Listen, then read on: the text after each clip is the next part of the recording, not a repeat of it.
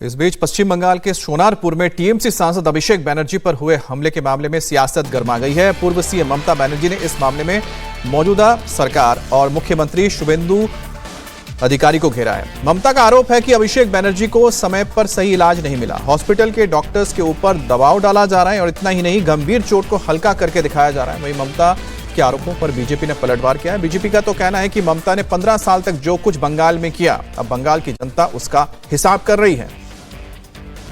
तो ये तस्वीरें देख रहे हैं, सोनारपुर यानी दक्षिण 24 परगना के इस इलाके में पहुंचे थे अपने कार्यकर्ताओं से मुलाकात करने के लिए। उस दौरान अभिषेक बनर्जी के ऊपर हमला हुआ। पहले उनके ऊपर अंडे फेंके गए, चप्पल फेंका गया। अब देखिए, हेलमेट पहन के वो जा रहे थे तो लोगों का गुस्सा इतना ज्यादा था कि उनके ऊपर हाथ भी छोड़ा गया।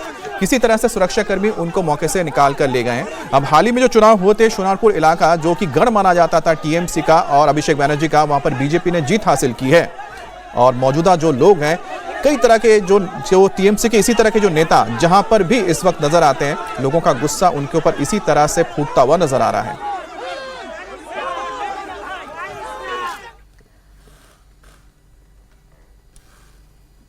महाराष्ट्र के पुणे में जहरीली शराब कांड के बाद एक्शन में आई महाराष्ट्र पुलिस और एक्साइज विभाग की टीम ने पुणे के करीब डॉन से सटे हिस्से में नकली शराब बनाने की एक भट्टी पर बड़ी कार्रवाई की है। पुलिस और एक्साइज डिपार्टमेंट की कार्रवाई में अवैध शराब बनाने वाले पूरे प्लांट को बुलडोजर से ध्वस्त कर दिया गया।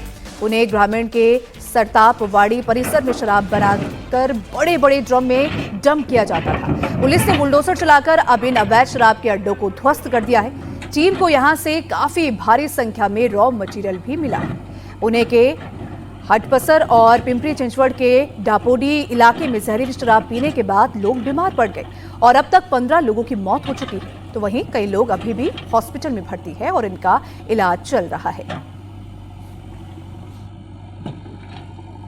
नकली शराब और उसके मैन्युफैक्चरिंग यूनिट्स रूरल महाराष्ट्र के अंदरूनी हिस्सों तक और उसके नसों तक बसे हुए हैं।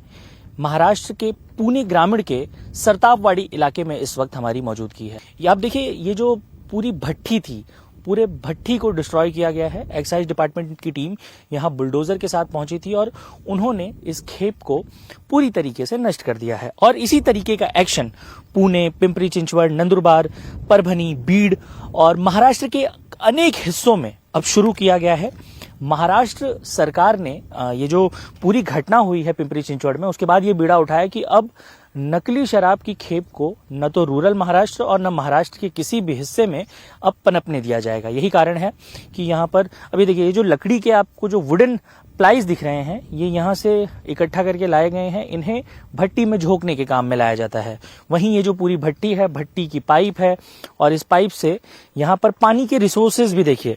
यहाँ पर एक्साइज डिपार्टमेंट की टीम 2 घंटे पहले आकर तोड़क कार्रवाई करके गई है और उसके बाद यहाँ जो आसपास के लोग हैं, यहाँ से अपना आराम से पानी भर के, यहाँ जो एक टुल्लू पंप या समरसेबल टाइप की बात हम जो कहते हैं, वो यहाँ पर लगा है। यहाँ पे पानी का पूरा रिसोर्स उन्हें मिल रहा है।